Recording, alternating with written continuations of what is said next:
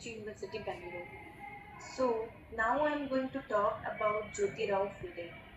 Jyotirao Phule was born on 11th April 1827 in Maharashtra. He is also known as Mahatma Phule. When I read about him, what really stands out is how strongly he believed in equality. At a time when society was divided by caste and women were not given basic rights, he chose to question all of that.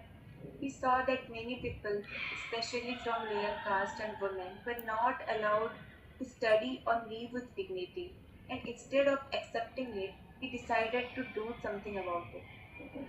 One of the most inspiring things about his life is his work in education. He believed that education can truly change society.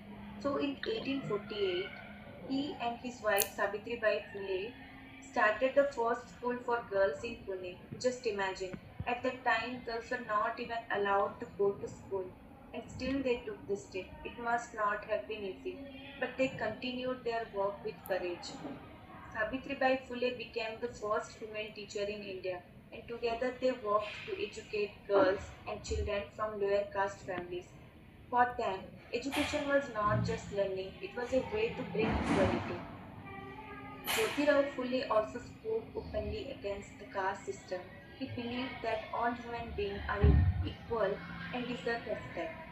In 1875, he started Satya Sodhak Samaj, which worked to fight caste discrimination and support the right of common people.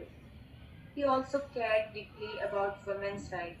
He supported widow remarriage and spoke against child marriage.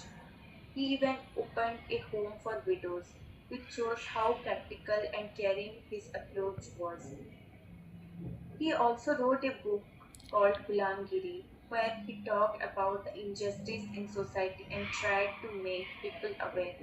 Even though he lived in 19th century, his thoughts still feel very relevant today. From 11th April to 16th April, William Memorial Week is observed. I feel this is not just about remembering him, but also about thinking how much of his vision we have actually followed in today's world. When we look at his life, it reminds the change is possible if we are willing to stand up for what is right. His work shows that education, equality, and respect for everyone are not just ideas, but something we should practice in our daily lives. That's why Jyotirao Phule is not just a historical figure, but someone whose thought still guides us even today. Thank you. Jai Hind.